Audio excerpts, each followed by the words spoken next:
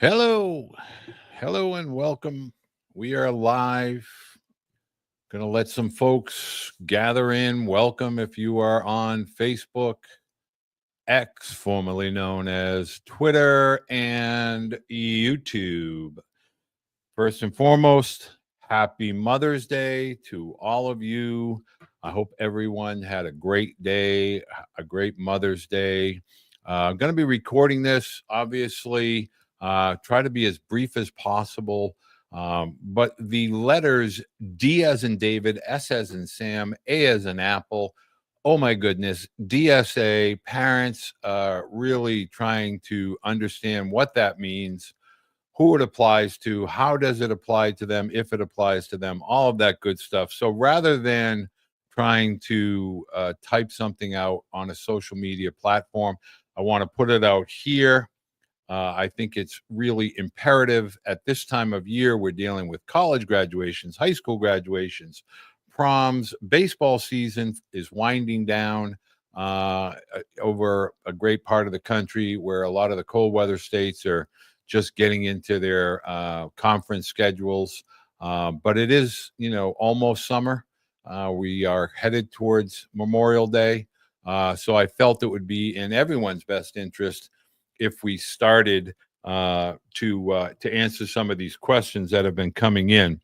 So the first thing I want to kind of get across to parents, and I wrote this out, and a designated scholarship athlete. Okay, what is a DSA? Now, again, I want to emphasize this has to do with NCAA Division I scholarship athlete.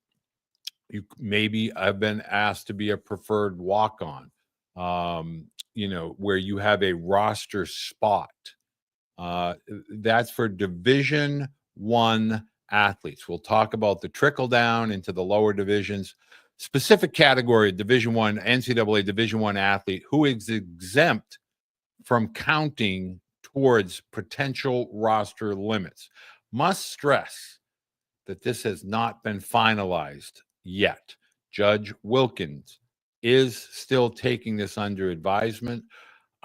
We hope, everyone hopes that there'll be some form of a settlement, an agreement that happens sooner rather than later.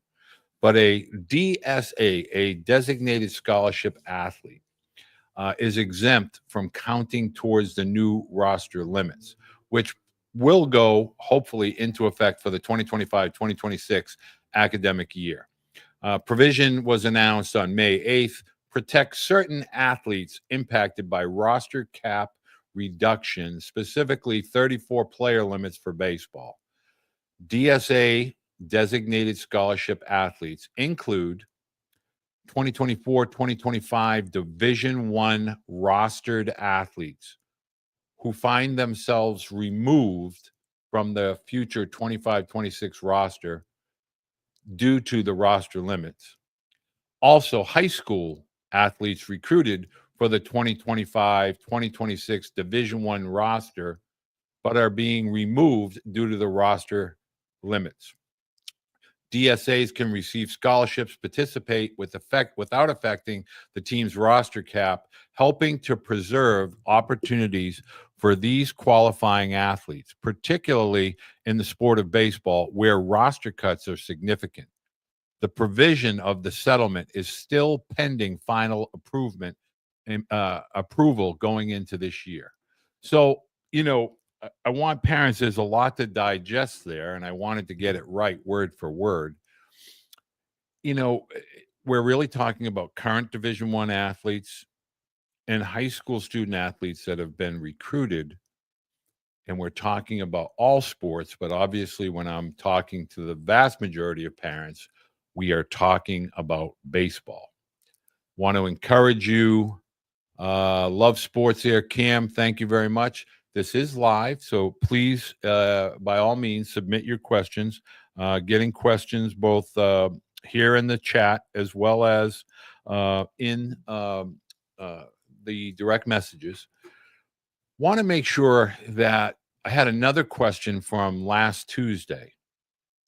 I made a comment that your dream school or your choice of where your student athlete would like to attend school, that's all well and good. But what really has to happen from this point forward is schools have to want your student athlete.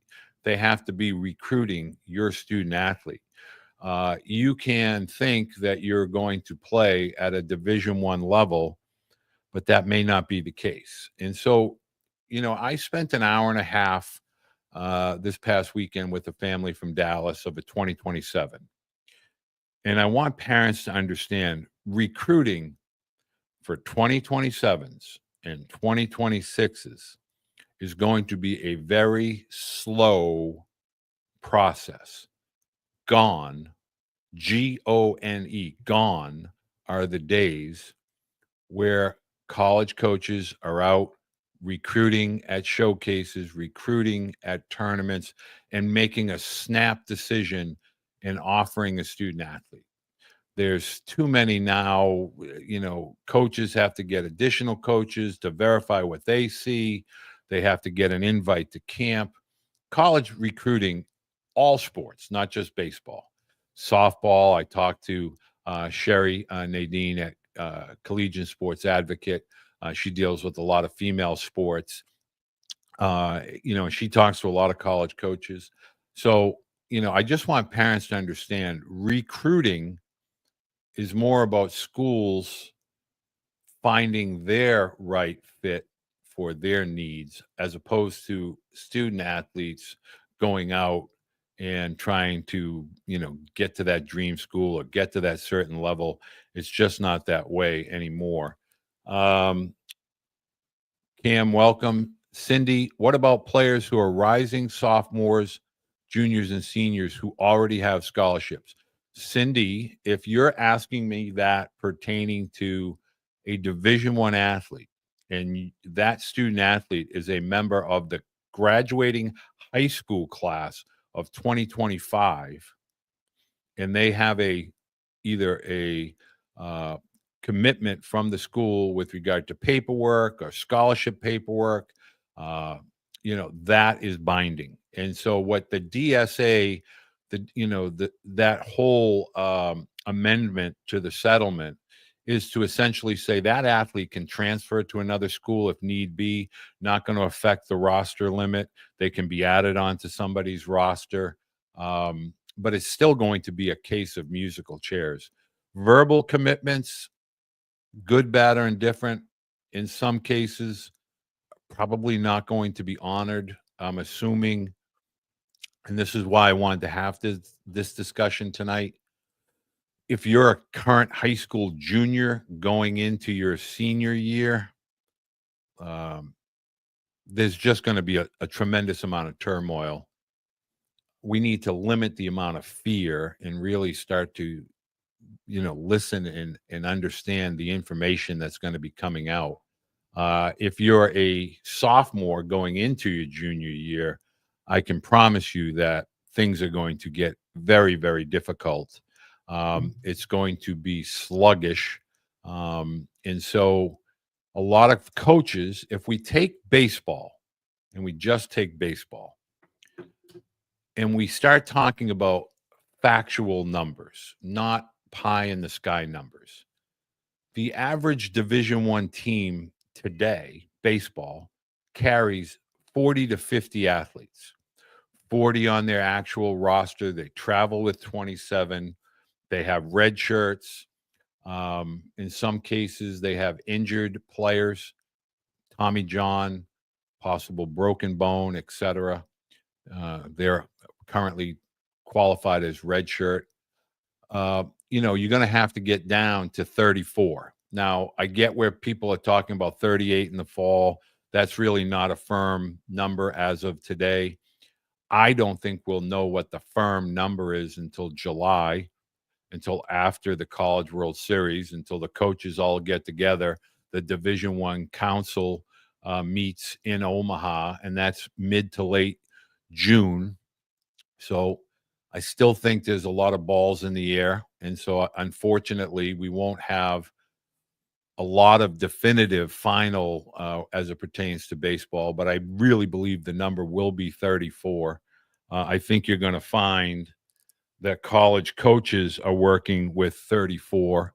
And so we're talking about anywhere from 6 to as many as 16 student athletes that have to be cut across 300 approximate Division I baseball programs. Some have more, some have less. Some schools have only been working with 37 to 36. We've talked to, Illinois State. Steve Holmes has already begun to reduce his roster, and this year he played with 37. You know, good travel coach and somebody who's very knowledgeable. Mark, verbals are non-existent anymore. That's going to be fairly accurate. High school players simply do not have a resume compared to a portal kid, which is what we want to talk about tonight. So a lot here to digest. I don't want to ramble on for an hour. I hope not to do that. If I get questions, I will definitely answer those questions. First and foremost, want to explain to parents, do not be intimidated. Do not be fearful. People that spread fear want you to be afraid that when the music stops, your student athlete might not have a chair. And while that may not be accurate, we're going to delve a little bit deeper into that. Recruiting services cannot create roster spots. Now, I want to make sure that parents understand summer travel coaches, the really good summer travel programs. And when I say really good, I'm not talking about their record, so to speak. I'm talking about the quality of the coaches, the experience of the coaches, the relationships that these coaches have. They're starting to circle into these college camps where they can go play against like-minded programs, similar talent programs, leaving less to chance and trying to schedule more games against similar competitive programs and more of a development orientated summer with strength program, nutrition, skill set development, and then they're competing against quality opponents. Other athletes are going towards Legion. But my point is, the days of trying to roll into a summer tournament with 3,000 teams that all pay $3,500, those days are going to start to wind down. There's just not going to be enough room at the inn. And college coaches are going to, for at least the next few years, are going to spend a significant amount of time in the transfer portal with the JUCO graduates. They're older, they're stronger, their college resume, they have grades, they have study habits, they have time management skills, they have physicality, they have certain skill sets that they know what they've been competing against. The high school athletes simply cannot compete against that. So we're dealing with less numbers. These rosters, all sports, but baseball is going to take a hit because it's not a revenue generating sport for the most part. Some schools, LSU, Tulane, Tennessee, they generate a lot of revenue. Some of these other Division I schools, they do not. And so schools have to be cognizant of a Title V. They have to be cognizant of some schools in their conferences may increase scholarships. We talked to Matt Tyner. He has 9 in an 11.7 world. Schools now in Division I that opt into the collective settlement will be allowed to go up to as much as 34. I believe conferences will vote so that you don't have two teams in a conference doing 27 scholarships and everybody else doing 11.7. There'll be some sort of uniformity in that. Okay, so Mark, thank you for that, by the way. Mark is one of these coaches that gets it and teaches his athletes accordingly. Jeff Ivey in Tennessee brings me to my next topic, which is postgraduate opportunities. Now, there are a lot of parents that are being misled. And I've had this discussion for over 2.5, 3 years. You have baseball academies like A3 in Florida. You have Pro 5 or somebody in Virginia, it's affiliated with Perfect Game. They do online academics, and it's a baseball academy. You're playing and traveling on bus from Virginia to Tennessee, Tennessee to Florida, Florida to Georgia, 9 schools in a conference. That's a baseball academy, really not a postgraduate school. It's a gap year. There is some academic format. Really, you as parents and you as student athletes have to begin to ask, what are you looking for out of your college experience? When I'm working with parents, Jeff Ivy happens to be one of those. His son is going to Lehigh. Uh, there's an academic component to that decision. It's a Patriot League school. It's a Division I school. There's an academic requirement. And from a balance of college, there's definitely athletics, academics, social, and all the things that go with being a student athlete at the Division I level. But are you chasing the baseball rabbit? Are you chasing the combination of trading athletic ability for academic excellence? Do you want balance, meaning less of the mandate with regard to the athletics and maybe Division III fits? It allows you to be more of a student and less of an athlete. Division I, and we had this tier conversation where I kind of broke down the tiers. Division I at the NAIA, the JUCO, NJCAA, and NCAA Division I, anything that has Division I, you're going to be an elite student athlete. The vast majority of those athletes will be cycling in and out from the portal and the JUCO world. The draftable high school student athlete, somebody that the college coaches and the scouts recognize as an elite talent, a top tier talent, they'll be the Division I players. The Division II, NCAA Division II, even NAIA Division II, going to be a really strong athlete and a lot of portal, a lot of fallback from Division I. So I go back to the whole postgrad. Postgrad it's a term that has been around for centuries. And a lot of the schools throughout the Northeast, Mid-Atlantic, I believe Billy Wagner recently inducted into the MLB Hall of Fame, coaches at a school in Virginia. These are very prestigious, very affluent schools, big palatial grounds, and they really work with Ivy League, NESCAT, Patriot League, Emory, Ohio Wesleyan, John Hopkins, Wharton School of Business, UVA, those types of schools, Skidmore. Those are the types of schools that have an academic, um, you know, strength. And those postgrad schools, everybody's racing to find a postgraduate school. And I get lots of calls from coaches at those postgraduate schools. I encourage parents of juniors in high school, sophomores in high school, to do some homework, to do some due diligence.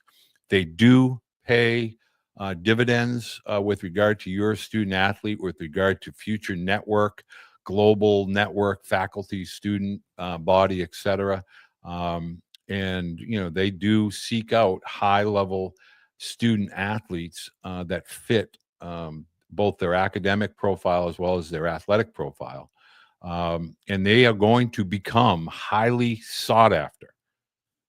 Most people do not realize, I have said this in the past and been ridiculed, the amount of foreign high school students coming into the United States. And I'm not just referring to Canada, China, Japan, Korea, Latin countries, the Dominican. I've had Dave Serrano on, and his team visited there.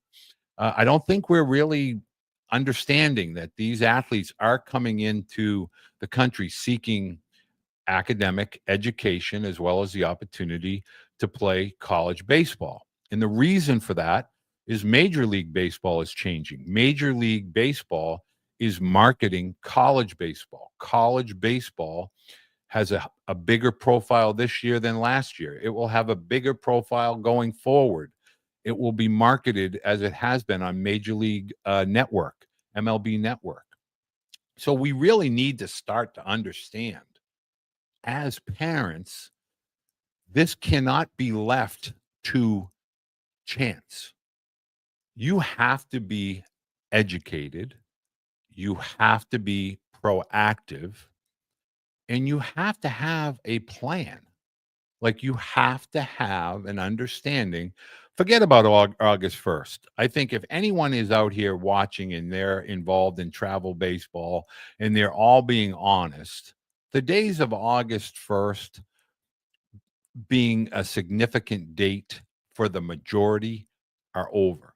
For a few select high school athletes, predominantly pitchers and elite power hitters, August 1st will still hold some relevance. But if you don't get calls, that doesn't mean you're not going to get recruited, nor does it mean that you're not going to be able to play college baseball.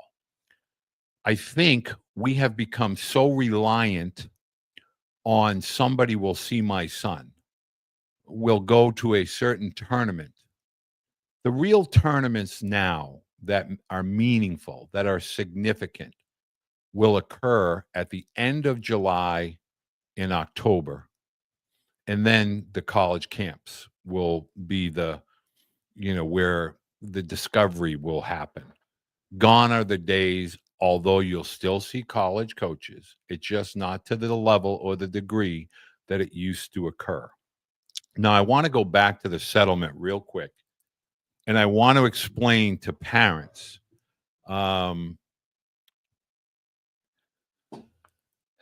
This process used to be filled rankings and travel schedules that would be yearly events, and you would kind of follow a certain pathway that others in prior years had followed, and that would be like the blueprint. That's just not the case anymore. I know I'm not the only one. I know guys like Mark. I know Doug Minkiewicz. There's a lot of people in this realm. And we have college coaches that call us consistently. I have postgraduate schools, and I want to validate this because I don't want to be the guy who's like pontificating and parents look at me and kind of say, oh, yeah, right, sure. So, and the reason why I bring this up is parents need to understand that certain evaluators will trust and they will go to their go-to people within their area, their community that they trust. And they will say, we are looking for this type of player. We want a left-hand hitting catcher. We want a left-hand. So I'm going to show parents this. Okay. Excellent. I have a full financial aid package to work with based on family's need. I'm looking for a dude on the mound, a shortstop, and a center fielder. The pitcher can be a two-way for me. That's what I get all the time. You're not going to see the name. My point is not to say that, hey, you come to me, I'll help you. It is more now more than ever, coaches at all levels, they need to get it right. They need to evaluate. Steve Holm, Reggie Christensen at Sacramento State, Rob DeToma at University of San Francisco. They all like high school athletes, but they also will say in the same breath, I need to know that they have workable skills that are going to be able to be developed, meaning they have good work habits, meaning they have good workout habits, meaning strength, conditioning, nutrition, and they're diligent in their own personal time, meaning they're not reliant on an instructor or lessons to get them to work. They do their own skill set development working by themselves. My point is now more than ever, coaches do not have the ability, due to the roster reductions, to kind of fill in and dream with a 25% scholarship. They're going to need arms, lots of arms. They're going to need versatility, guys that can play infield and catch, guys that can play outfield and pitch.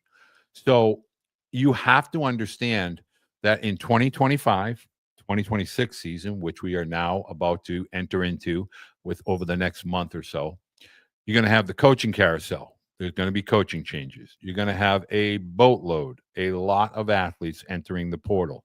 Some because they want to enter the portal, some because they're being told they need to go into the portal. You're going to have a lot of Division I fallbacks to Division II, some JUCO, some Division III, especially the high-level academic guys. You're going to have Division III players going to Division I, again, high academic players. All of these athletes, for the most part, have people in their corner working with them, for them, making calls, setting up, transfer of schedules, meaning this is where I'm going to play this summer, the Northwoods League, the Cape Cod League, the New England Collegiate League, the Futures League, the Perfect Game League, Palm Beach County League, all of those leagues. The Summer College League, if you don't believe me, just go to these games and you'll see all the college coaches. Okay, Keith, coach, you don't have to upsell or validate anything. Haters are going to hate. I get that enough. Thank you, Keith. Where and how do you see mid-level college coaches seeing high school kids? They're not going to be going. Ken Thompson, I see you out there, Ken, Iowa. Just say coach. It just says coach. But Jason, the mid-majors, I'm assuming that's what you're asking. Mid-major coaches are going to see athletes at camps. They're going to see athletes at places like Cressy Performance, Champion, Mike Reinhold, Ben Fairchild, Tommy Moffitt. They're going to get calls from those types of people. They're going to get calls from college coaches. For instance, Dave Serrano, he has a young man from California going to school at Johnson University. The young man is a legit Division I baseball player, probably going to leave NAIA, Johnson University, to go to the Mountain West. Why? Dave Serrano is a Division I baseball coach. He knows this young man's really talented. Freshman of the year in the Appalachian Conference.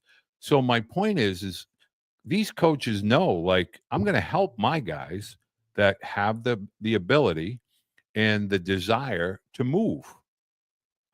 This is going to be a work in progress because it helps Johnson University when they're recruiting to say to a high school athlete, hey, if you come here and you play and you put the resume up, I'm going to help you find a spot. I mean, Dave Serrano can pick up a phone and talk to any Division I coach in the country. He also has a lot of contacts. He has Jason Schmidt, 13-year Major League veteran. His son went to the University of Chicago, is now at Johnson University. Victor Rojas, who just got the head coaching job in Nebraska at Hastings. His son was at Central Florida, Division I school, and went to Johnson. So you cannot be stuck in the mindset to try and validate your son's ability based on the level or the name of the school that they initially play at. This is going to bring me to this 5 years of eligibility. Parents, the Pavia, Diego Pavia ruling with regard to JUCO, that's a one-off. That's not going to be a permanent, hey, if you go to JUCO for 2 years, you get to go to NCAA for 4 or 5. That's not how this is going to work. I've stated repeatedly, and I was saying it for the last 2.5 years, 5 years of eligibility. Some of these high-level academic schools like Bates, Tufts, Bowdoin, Amherst, those guys are really smart. They might get their degree in 3 years and have 2 years to go to Duke to get a graduate degree, UVA to get a business graduate degree. That's how this game is going to work. And parents, we need to start to understand you need to get into a place where your athlete can hit the ground running and participate because there's no more redshirting. So let me be clear. You're going to have 5 years of eligibility, 5. You go to a place you're not playing, sorry, there's no more redshirt. So you want to get in and play and take advantage of the skill and the balance of college and create moments and memories, create a resume that you can move up and move forward. Now, a lot of parents think JUCO. I have a newsflash for you. JUCO is filled to the brim with dudes.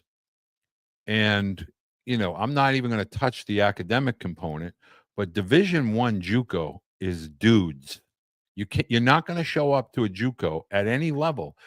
Northern Essex in Haverhill, Massachusetts is Division III NJCAA. They're loaded with talent. You're not going to go from high school between the lines. Pro Baseball Radar, great app. I mention it every week. I encourage parents to go onto the Baseball Blue Book, get your profile, tag everything into your Pro Radar so you'll be able to kind of get an idea. My son's a left-handed pitcher. This is his metrics. These are his grades. Where are the left-handed pitchers? Where are they playing as freshmen? He puts out, Pro Baseball Radar puts out the top 5 conferences where freshmen are more active. Ivy League, Patriot League, NESCAT, ACC. For the most part, less than 10% of innings and at-bats are being taken by freshmen. You have to start to factor these things in. The path from the high school team to playing college is a lot different. And so no matter how skilled your high school athlete may be, you really have to begin to understand the realities are at NCAA Division I and II. Those guys are 20 to 24, in some cases 25. Not going to change. The NCAA Division III, really good teams. I mean, Salve Regina just won their conference today. Keene State. These schools, Division III, that most parents and student athletes from across the country have no understanding of. For instance, Billy Wagner went to Ferrum, Division III, NCAA Division III school. He's a Major League Hall of Famer. You as parents have to begin to think, okay, are we going to college to chase the baseball rabbit or the college experience, the collective college experience? It's one or the other. If you go to chase the baseball rabbit, there is a cliff in your athlete's future. It could be after high school, they're all done. And for 90%, and I'm being generous, for 90% of high school athletes, the journey ends and they go over that cliff and they don't play any more, team sports. They may play a club sport, but they're not going to be part of a varsity team.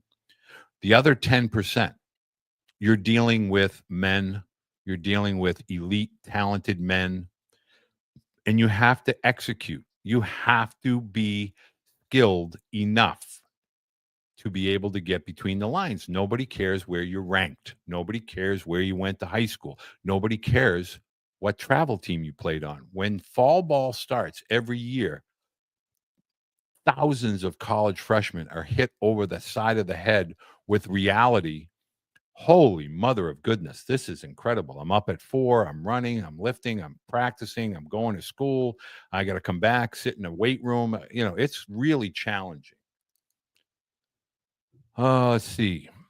Dave Serrano, I agree. Dave Serrano is a legend. Coach, how can we push college coaches, mostly in the Power 4 and high-level majors, to allow their freshmen to play in summer ball instead of being in a classroom all summer at an institution?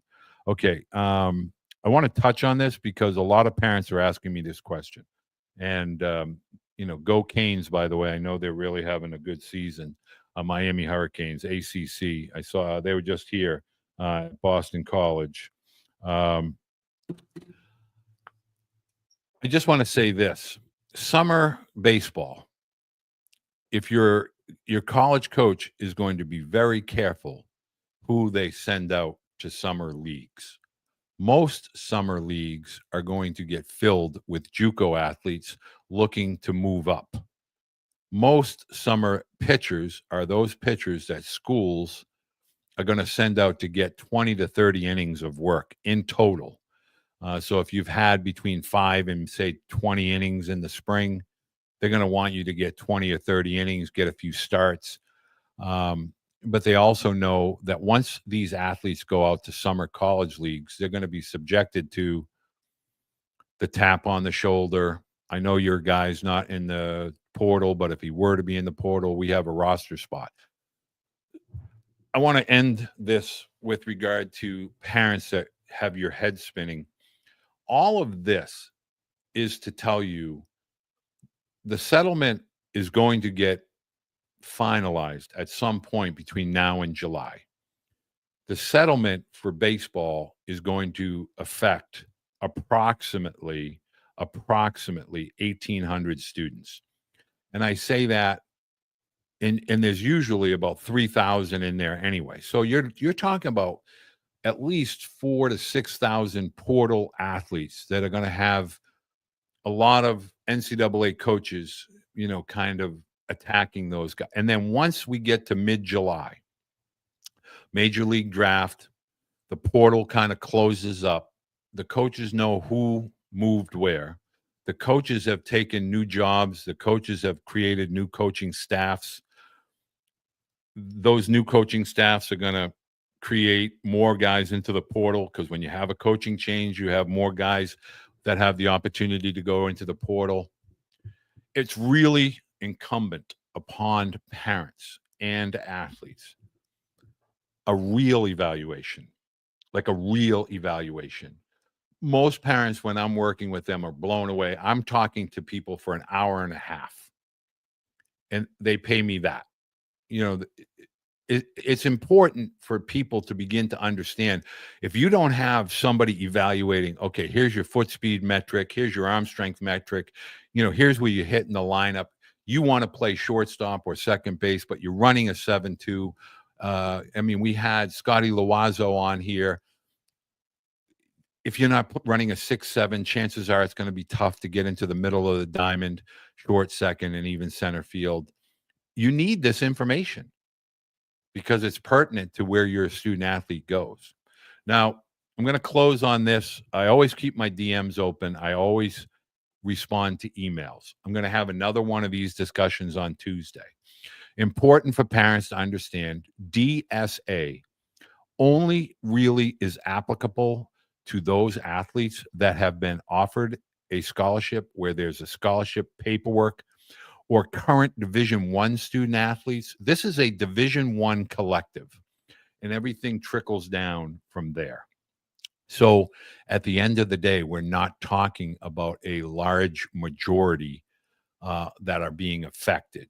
What's really going to have an impact is these large numbers that will be cut, that'll be going into the portal and looking to find a new place to play.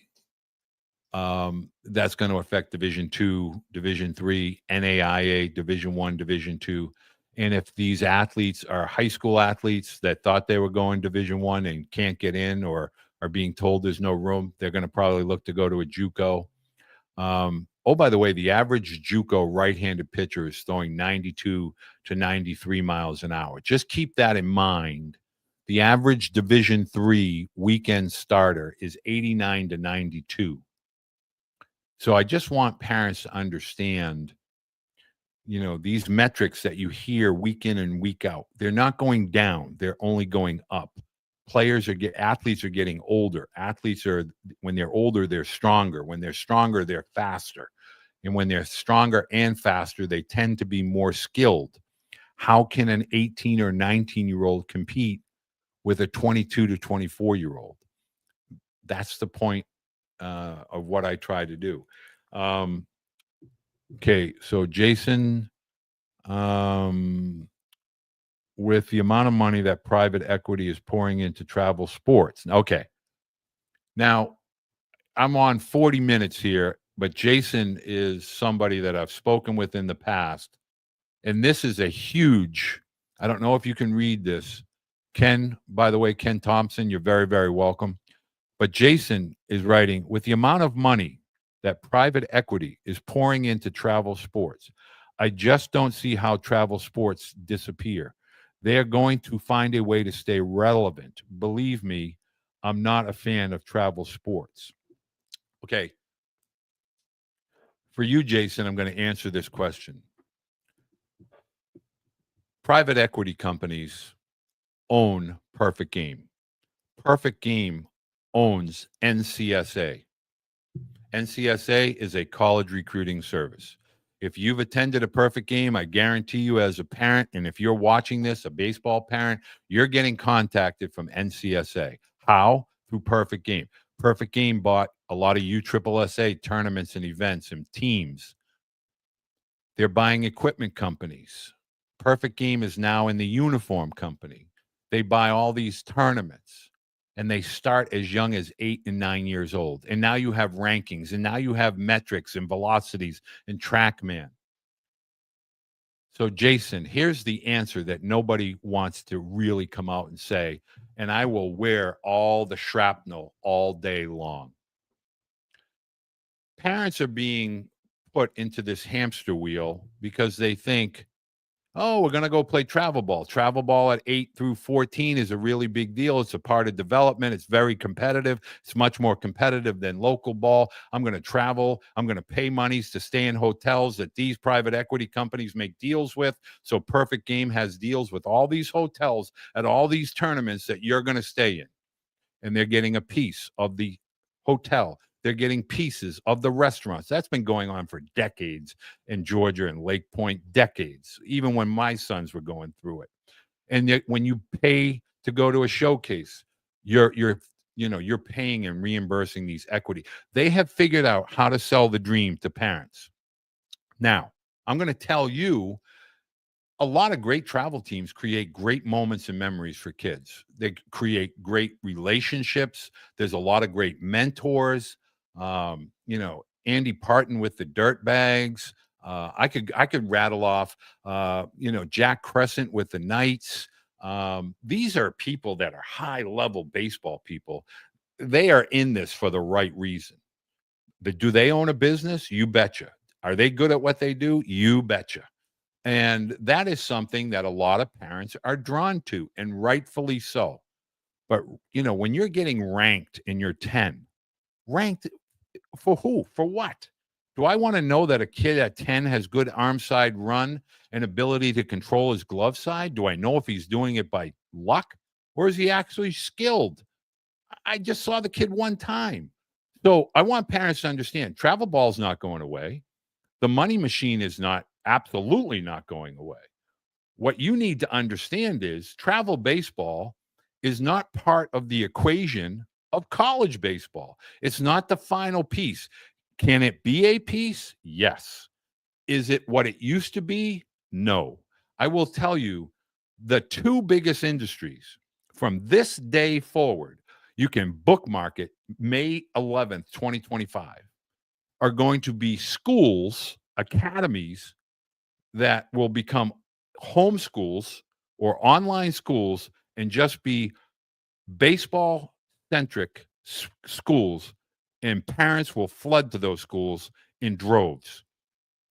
They'll have good facilities, they'll have good coaches, they'll play a good schedule, and they'll think, I'm going to bypass this whole travel ball thing. I'm just going to go to this baseball academy, which the Canes own and operate. I could go on and on and on.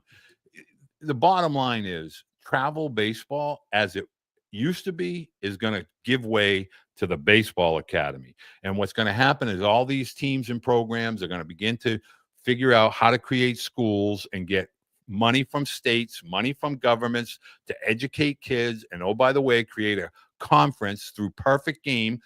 Look it up. Perfect Game owns the conference that A3 Academy has an umbrella under. And they are a conference with 9 schools. And that is a Perfect Game owned or run high school conference. Perfect Game owns a college summer league. My point is they make money from 8 all the way up to college. You're a parent. You can spend your money any way you like. But at the end of the day, what I talk about and who I talk to is understand who your athlete is, where the reality, what's the realistic destination, how can we help them achieve the college experience. Now, notice I said the college experience, not the college baseball experience, the college experience. If you haven't watched my Butch Thompson interview, again, Butch is the head coach at Auburn. I'm not out here stroking my ego. He's an SEC coach, but listen to what he talks about with regard to how relationships of athletes has changed over the last 25 years. And it hurts him. It hurts a guy like Butch because it used to be the freshman class would come in and they'd be together in some way, shape, or form, and there'd be hardship and there'd be adversity. But, they'd get to that junior or senior year together and they were brothers and they would go to weddings together. They'd have kids and they'd get together and have reunions and they'd go back to the Auburn games or wherever college that they had attended. Those days are going because we're trying to tell kids you got to go here. And then if you do good, then you got to go there. The end game, professional baseball, less than 1% of college athletes are getting the opportunity to play minor league baseball. To be a major leaguer is a major miracle. There's only been 26 some odd thousand in the history of Major League Baseball, which is what, a century and a half, 150 years. Do the math. College is about moments, memories, relationships, networks, friendships, faculty, the community that you go to college in. I don't want to pine poetically about that. I just want parents to understand this is a process that you as parents are being pitted against with a B, billion-dollar corporations. Perfect Game is a billion-dollar corporation. They own part of IMG Academy. They own NCS. They own all the tournaments in USSSA down throughout the Southeast. They own all the Perfect Game tournaments down in Georgia at East Cobb. Think about who owns Perfect Game. Do some homework. Look into that.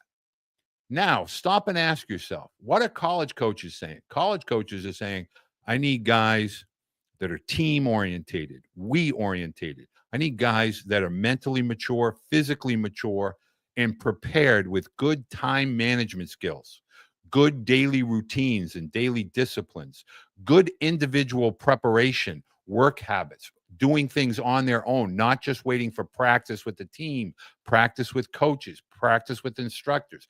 They take accountability and they're proactive with regard to their development. They're proactive with regard to where they're going to go to school. See, that's the niche that nobody wants to talk about. They want to tell you they can help you get to where you want to go. Do you want to be told what you want to hear, or do you want to be told what you need to hear?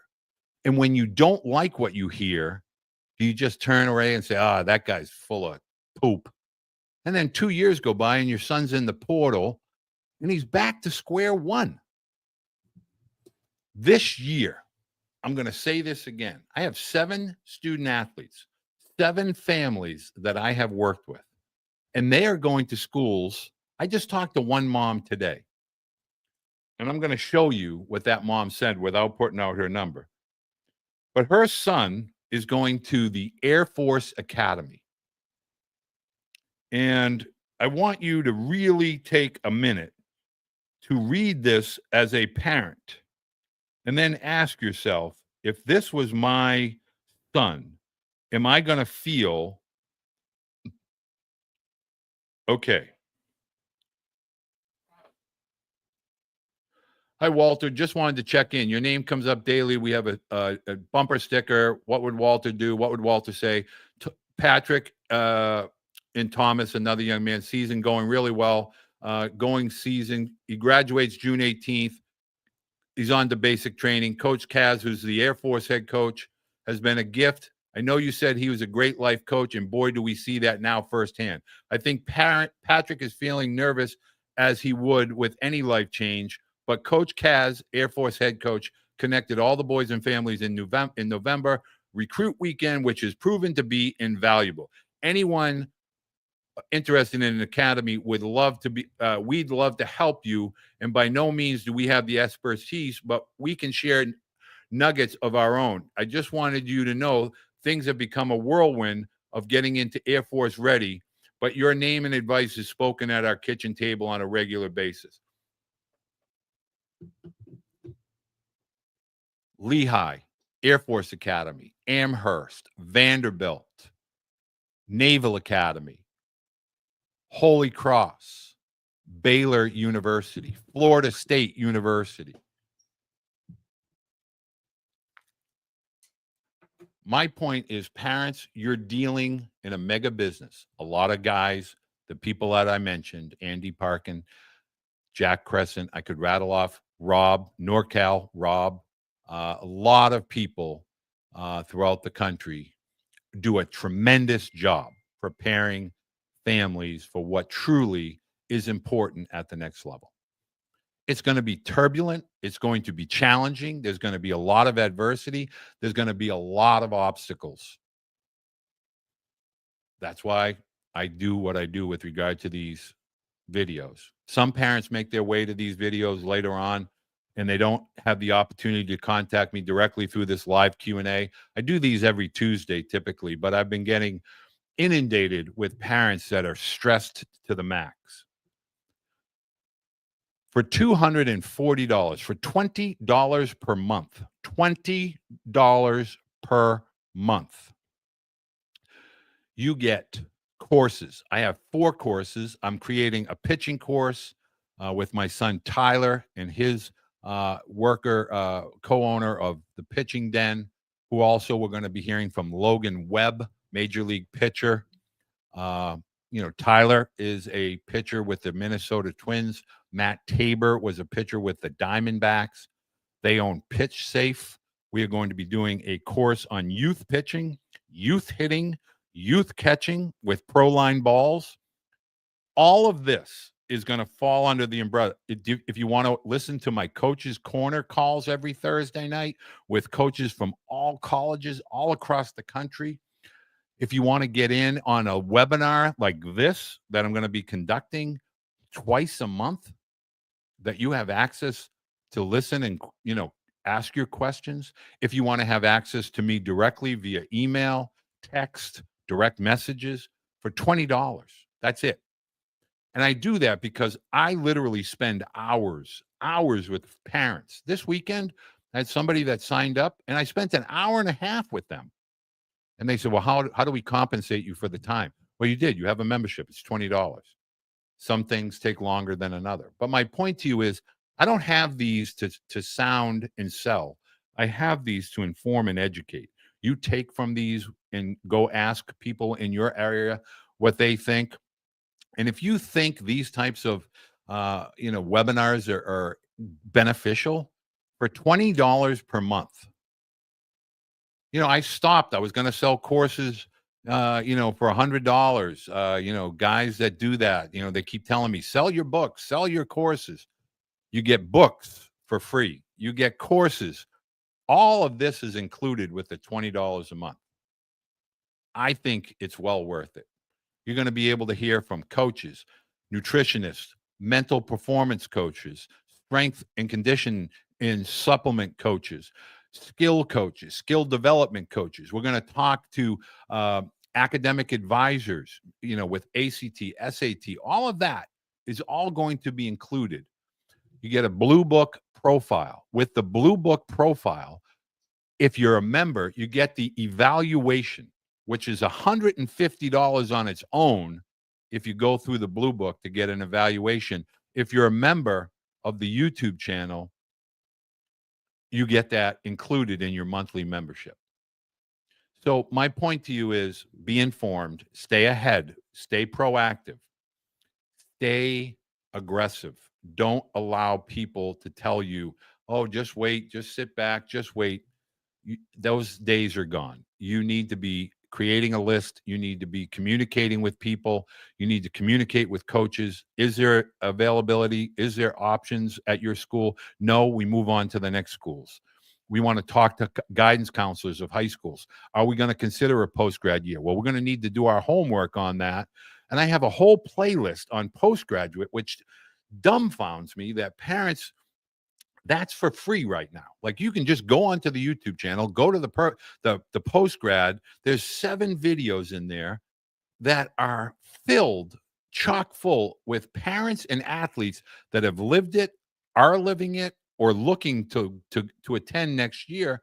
I have boys next year going to Phillips, Exeter, Deerfield, Andover, Winchton, Westminster, Deerfield Academy. These are life-altering academic institutions that I'm able to help boys get scholarships to because we've talked. I know who the parents are. I know who the athletes are. I know what the focus and the priorities are. And I know there's a balance. And the balance is having the best college opportunity academically, socially, athletically, a collective college experience that can be looked back on as a positive foundation for your student athlete's future. Okay, I ran a lot longer. I told myself I only wanted to be a half an hour. Spending $20 on a Starbucks in a couple of visits. Mark, and I want to just say this to parents. And Jason, thank you for that question. I don't know anybody. If you follow social media, there are so many people that I interact with, and I'm going to begin to start calling those people out. And Mark Bonilla is one of those mentors, and I want parents to understand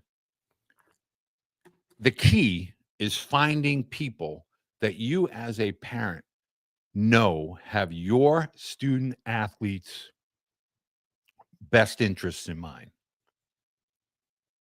And I want to let parents know, not all of them, there are some that now are starting to get into this name, image, and likeness space where they're helping athletes, but they're getting 10 to 20%.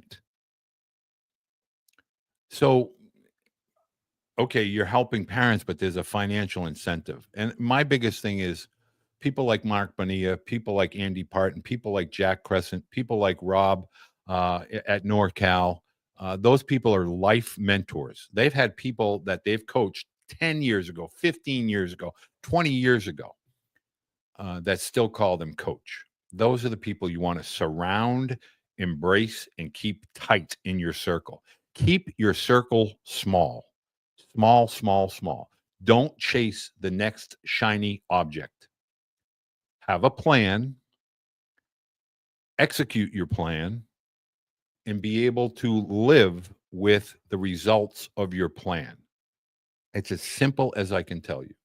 If you have an evaluation and you have a good understanding with your academic transcript, community service, geographical preferences, academic preferences, athletic preferences, you cannot choose where your student athlete goes to play a sport, but you can choose where your student athlete goes to get an education and where they go to grow and mature and experience those final 4 or 5 years with regard to being a student.